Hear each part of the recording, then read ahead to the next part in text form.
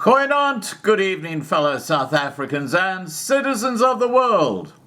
And the heat has been turned up a little bit on Ramaphosa and his dictatorial moves to set up committees and organizations that are going to monitor this and monitor that, completely against the constitution in South Africa. Now, we know that AfriForum have a court challenge regarding two of those groups. I talked about it last night with Ian Cameron, and he is AfriForum safety manager, or he's in charge of safety at AfriForum.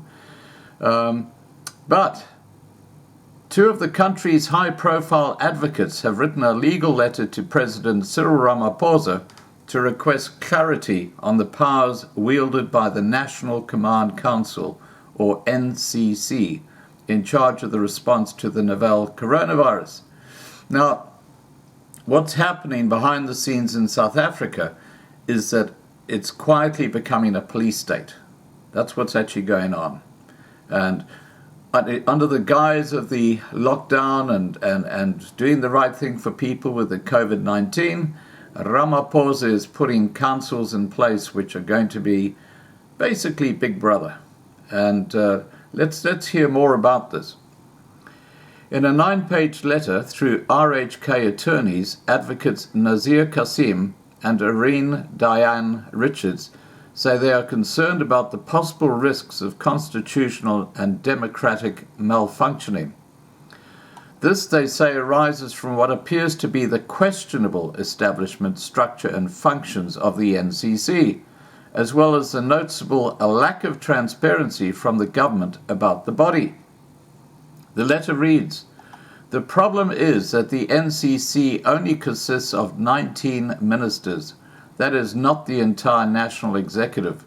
Where are the remaining ministers?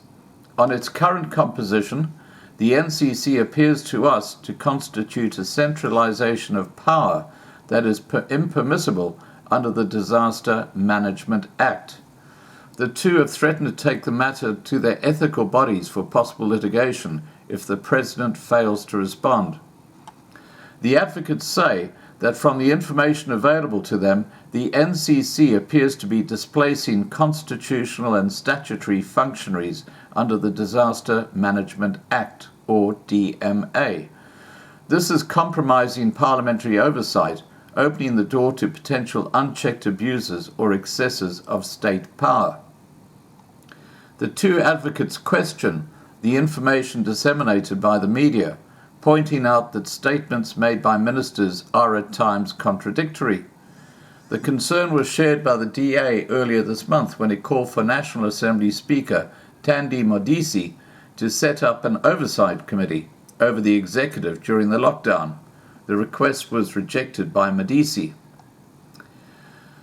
Perhaps most unsettling is the impact that an unlawful exercise of executive power by the NCC would have on parliamentary oversight. Shifting executive powers from yourself and 28 ministers to yourself and 19 ministers throws the parliamentary oversight mechanisms into complete chaos because it interrupts the ordinary functioning of portfolios and their committees. The letter goes on to say, "It accordingly appears that the NCC is exercising at least two forms of power, the first of these being statutory regulation-making powers, and the second of these being executive powers of coordination and management of the disaster.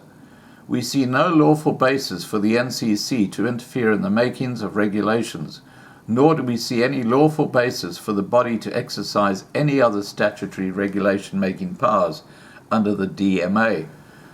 They argue that only the Minister of Cooperative Governance and Traditional Affairs, Nkosazana Dlamini-Zuma, has the powers to issue regulations, after consultation with the relevant cabinet member, adding that no other body has any authority to determine regulations, interfere in the process of determination of regulations, or revise regulations. The letter goes on to say, if there is substance to the concern about regulatory interference, it is our opinion that this would directly impugn the lawfulness of the regulations to which the entire nation is currently being subjected. It is therefore of the utmost importance that clarification be provided. Cassim said the letter was a friendly, clarity-seeking request to the President. He added that while he understood the burden of Ramaphosa's office, it does not detract from the requirements that all exercises of power must be lawful. He said, "You should avoid a situation where you have absolute power and absolute control. The machinery must be guided by the Constitution. You can't discard the judiciary and Parliament. You can't have an executive appointing whomever, as they are doing now in the country. The conduct of the government must never be unchecked."